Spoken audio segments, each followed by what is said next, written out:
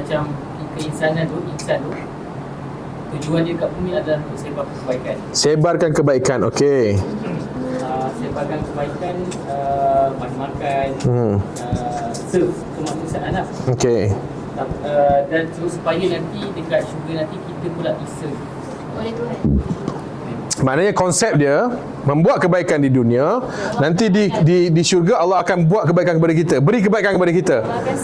Allah akan serve kita pula. Okey. Allah serve tu, Allah serve macam mana? Allah berikan syurga. Contoh kalau dalam Quran ayat-ayat satu saya baca. Okey. Sama kalau kat dunia ni kita nak makan buah kita kena pergi kedai. Ya. Kalau kat syurga pokok tu yang datang. Okey. Baik. So, macam mana kita nak jual sebarkan kebaikan, bagi makan dan serve to be served ni? Macam mana kita nak jual? Macam mana? Bagi orang? Nak buat video kan macam mana? Tak. Kita nak jual, ada idea. Tak kisahlah video ke, tulis ke, cakap ke, macam mana? Orang lapar lagi? Pandangan kemiskinan, orang yang memerlukan, orang yang sakit. Hikmat bagi makan. Antara target apa ni, industri hospitality macam pelancongan, dengan hotel, hospital. bagi makan. Okey. Jadi macam mana dia boleh pergi target pelancongan ni? Apa dia punya yang nak dibuat? Cara layanan. Contoh dia, pelancongan ni kan, tetamu dari luar negara datang. Kalau dalam Islam mengatakan kita melayan tetamu sebaik-baiknya. Jadi dalam kasih pelancongan dia akan Orang kena ada servis yang terbaik untuk pelancong-pelancong buah. pengalaman indah. Okey. Bila kita buat macam tu, macam mana saya boleh bayar RM40 pula? Saya derma RM40 untuk tu. Macam mana? Buat kita akan dapat. Jadi sebenarnya kerangka fikir bila memahami surah Al-Insan, membina kerangka fikir dan karakter diri, Okey. supaya orang yang terlibat dalam industri hospitality ini dia mampu melaksanakan tugas dia yang dilakukan semua kerana Allah Ta'ala. Okey. Jadi bila dia dapat serve pada tetamu, jadi di sebalik itu kan orang kata kalau kita tetamu mau membawa rezeki kat dia, contoh. Jadi bila pelancong asing ni dia bawa mata wang asing, jadi dia meningkatkan tahap ekonomi. Jadi dia macam ekosistem lah. Jadi sebenarnya surah Al-Insan ni nak membina mindset dengan karakter supaya dia jadi serve to be served. Okey, baik. Serve dekat sana. Sebenarnya you all tak perlu jual that complicated. Tak perlu jual that complicated. You hanya perlu jual ni saja.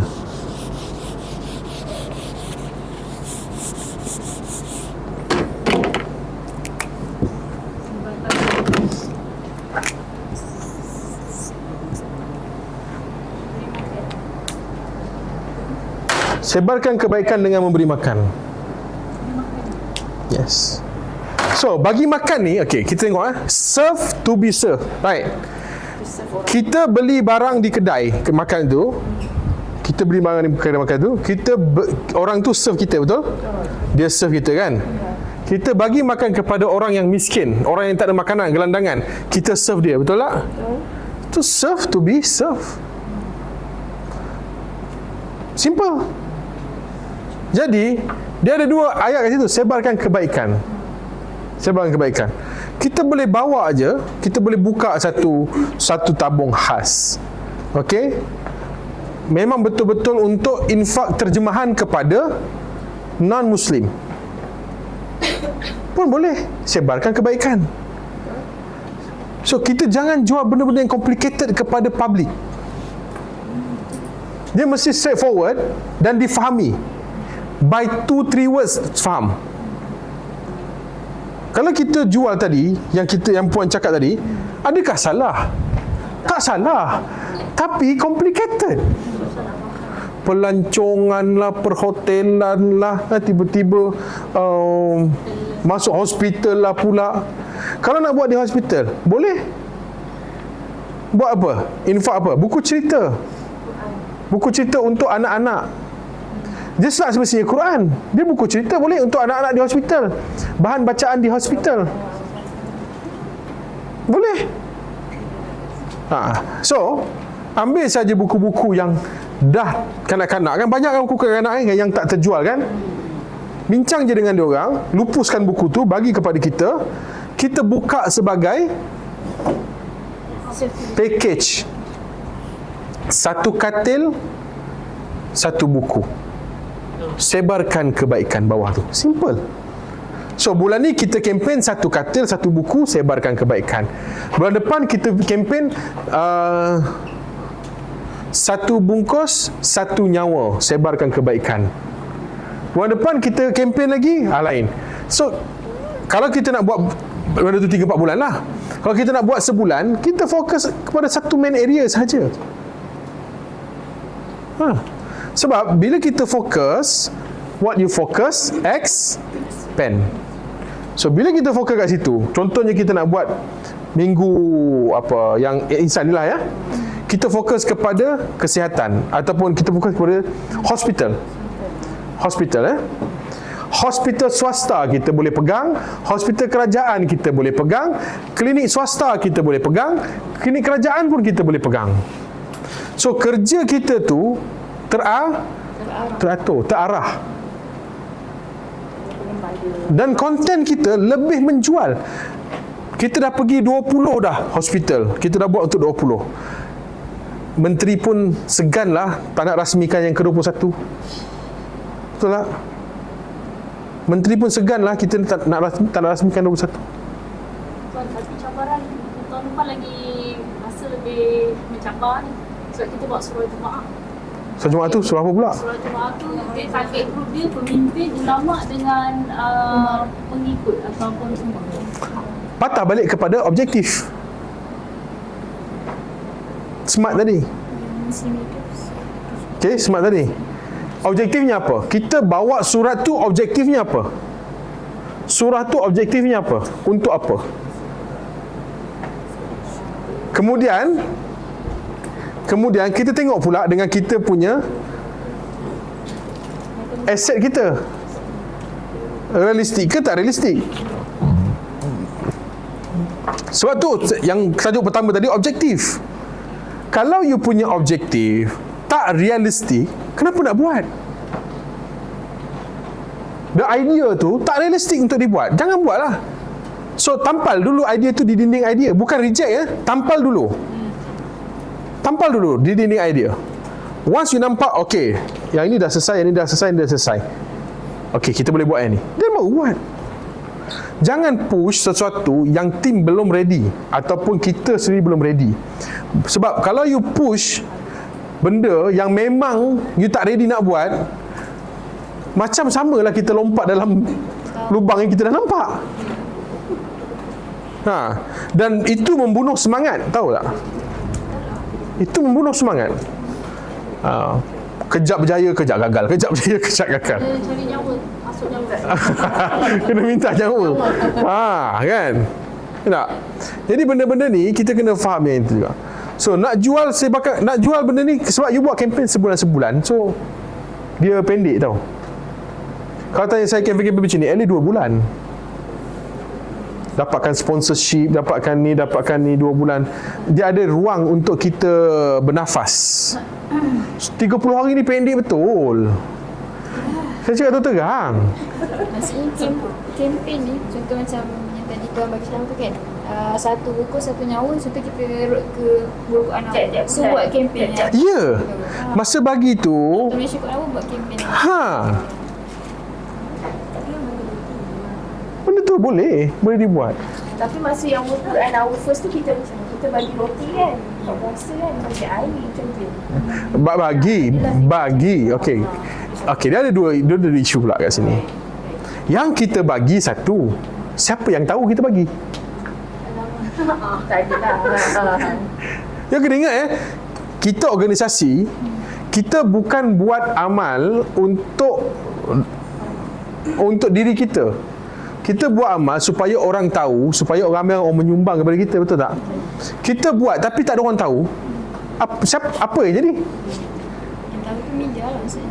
Ha? Yang kena tahu tu media. Tak kisahlah. Kalau pakcik dalam grup WhatsApp tu boleh tahu, bagus lah. Tak kisah siapa-siapa boleh tahu. So, target market kita tahu tak? Ada kita WhatsApp. Okey, sponsorship kita tahu tak kita buat benda-benda tu? Ada tak satu kaedah khusus kita sampaikan maklumat kerja-kerja yang kita buat, yang dia tahu duit dia being used for goods? Ada platform Kita tak ada spesifik sponsor. Cuma bila ada event baru dia cari sponsor. So dia akan tahu perkembangan bisnes. Yes. So, kita bagi tahu semua sponsor kita. Tak kisahlah walaupun dia tak sponsor pada yang itu ataupun tidak. Bagi tahu. Kita kena keep update dia orang. Kena cari cara. Dia buat WhatsApp sponsor. Kita atau potential. Boleh pakai potential sponsor, boleh beli je, beli apa WhatsApp punya SMS bug tu, WhatsApp bug tu kan, WhatsApp Blaster tu, pakai je. Alah, bukan banyak mana pun, 100 orang 200 orang je kan. Sebulan benda 3 bulan benda tu baru 100 lebih. 3 bulan 100 lebih. Dah ada kan? Dia kan kat iPhone, Fira. Ha. Kat iPhone tak ada. Yang WhatsApp Blaster tu Tak ada dekat laptop Fifi. yang laptop. Tak apa, nanti kita bincang yang tu. Jadi, kita buat yang itu saja dulu. So, dalam masa 3 bulan tu, kita dalam masa 2 bulan tu adalah masa bernafas. Okay, now you all kena faham, jaga orang yang bagi duit ni. Yang bagi duit ni. Kemudian, ada tak pelepasan cukai kita? Tak ada. Sebab? Yang tu tak pasti, tapi kita dah minta banyak kali tapi kita Tak dapat tak boleh lagi. dapat. Tak dapat. Cukai.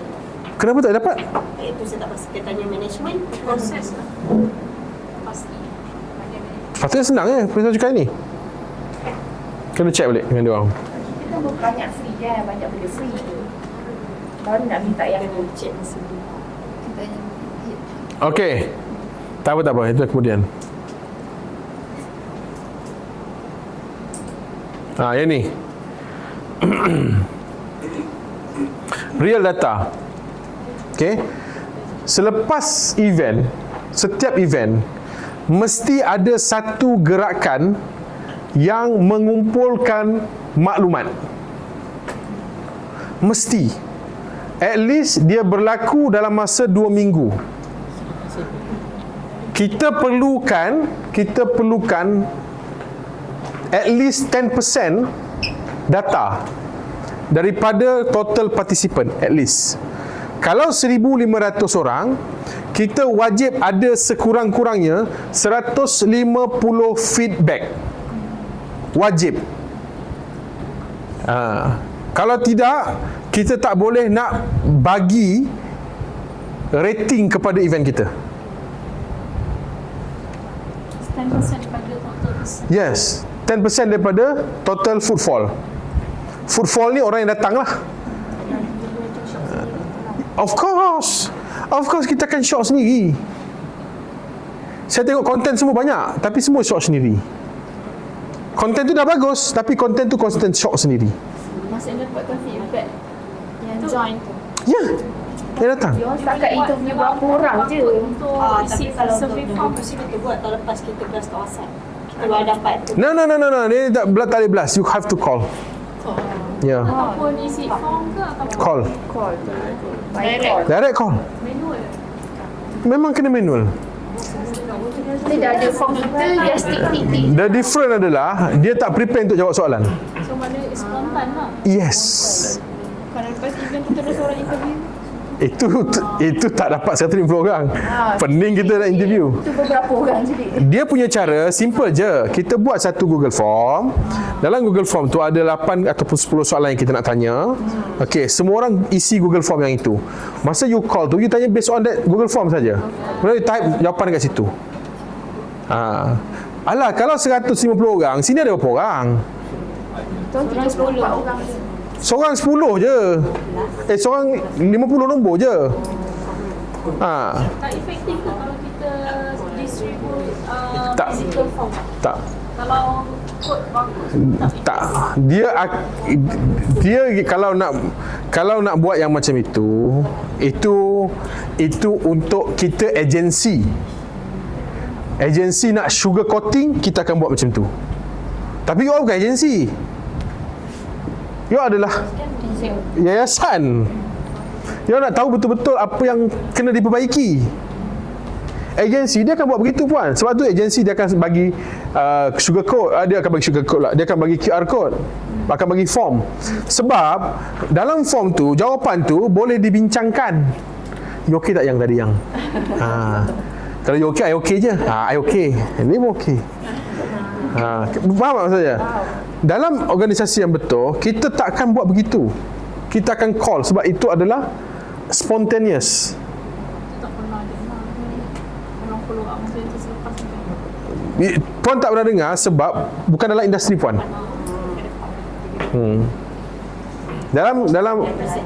Dalam kebanyakan event, sugar coating banyak tau. Dalam business event ni sugar coating banyak. Sugar coating tu yang cerita indah-indah saja. Manis-manis je. Peserta sekian banyak, pendaftaran sekian banyak, respons sekian banyak, supaya jadi event tu jadi sukses. Now kat sini ini reality. You orang sedang berdepan dengan reality sekarang. Kita bukan nak sugar coating, kita nak tahu so next event kita dapat perbaiki. Jadi sama pengalaman saya masa tahun lepas WPC, saya tengok ada person macam berdiri, macam ke sana kemari tak tentu hala. Rupa-rupanya dia tak faham bahasa Inggeris. Sebab dia tak realize comparative English. Ada tak report benda tu? Dapat mana pula. Dalam report ada tak? Report tak ada, tapi kita orang buat dalam macam Untuk kali ni kita nampak? media faham. Nampak? Benda tu. So, itu dapat kerana spontaneous. nampak Spontaneous punya interview. Yelah, program RM50 kan. Kawan datang tiba-tiba orang speaking kan. Apa benda kan? Dia tak balik kira bagus dah. luar form je. Kena saya balik dah. What the hell are you talking? Itulah kita tahu pun. Okay. Kemudian daripada laman web, website, analytik dengan insight. Dalam web ada analytik tak? Google Analytics ada. Ada guna tak data tu untuk buat marketing? Okay. So analytik ni kena tengok berapa banyak yang datang masuk dalam web. Kalau sekarang website sekarang berapa banyak traffic?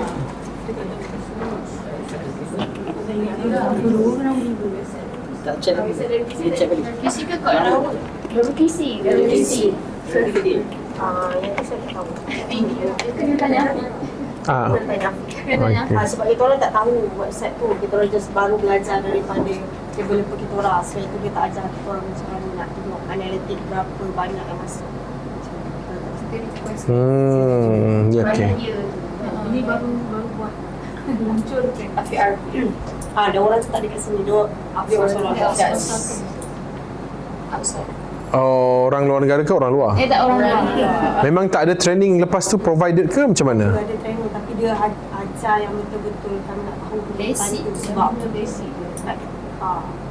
Okay. So, analitik ni tuan-tuan, dia very complicated to analyze. Sebagai contoh. Okay.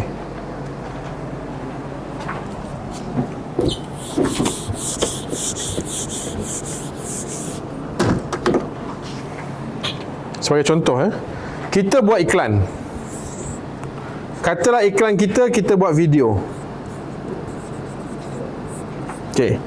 Dekat sini, kita nak kena analyse. Berapa ramai yang tengok 3%? Berapa ramai yang tengok 15%? Berapa ramai yang tengok 25%? Berapa ramai yang tengok 50%? Berapa ramai yang tengok 90%? Ini semua numbers ni kita kena analyse. Okay. Daripada sini, kita boleh buat judgement, boleh buat keputusan. Kalau total yang tengok kita punya video 30,000, tapi yang tengok sampai habis dekat sini tak sampai 1,500, bermakna video kita apa? Short sendiri. Yes. Jadi, kalau kita buat video yang tengok 30,000, yang pergi dekat sini 1,500 ni lebih kurang dalam 3,000, 10%, dalam 5%. Betul tak? Betul kan? Okey. Kalau yang tengok dekat sini 90% ni, dia makan sampai 40%. Maknanya daripada 30,000, 12,000 tengok sampai habis. So video kita sebenarnya apa? Video kita sukses, bagus.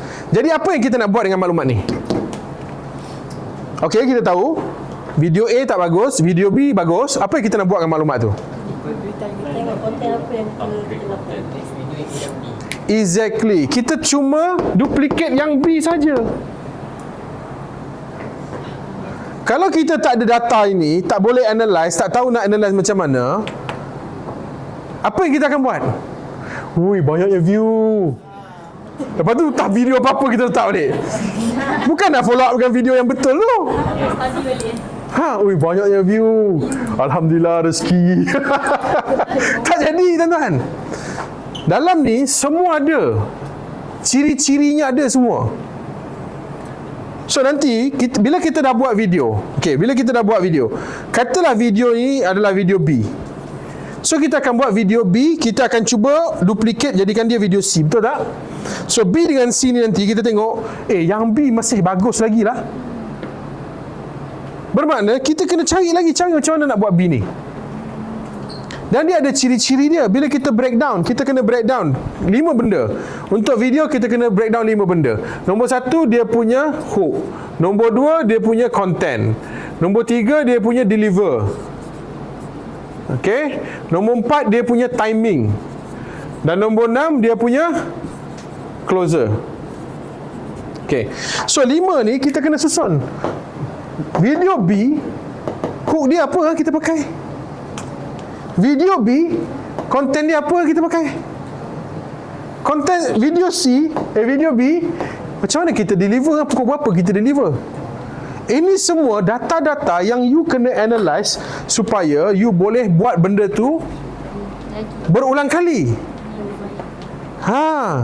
Sama ada kita dapat lebih kurang sama atau dapat lebih baik. Dan kita nak elak the worst. Okeylah, dah buat macam ni, confirm ke? Pun belum confirm. Bayangkan kalau tak buat.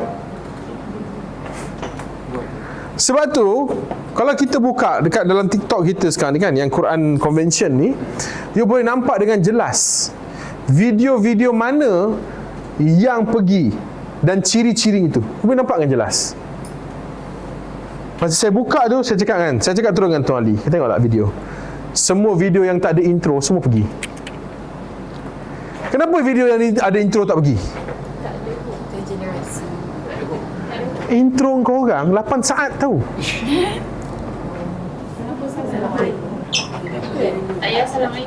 Tak, intro logo tu. Intro, outro 8 saat tahu. Aku nak kena duduk 8 saat. Apa benda nak cakap ni?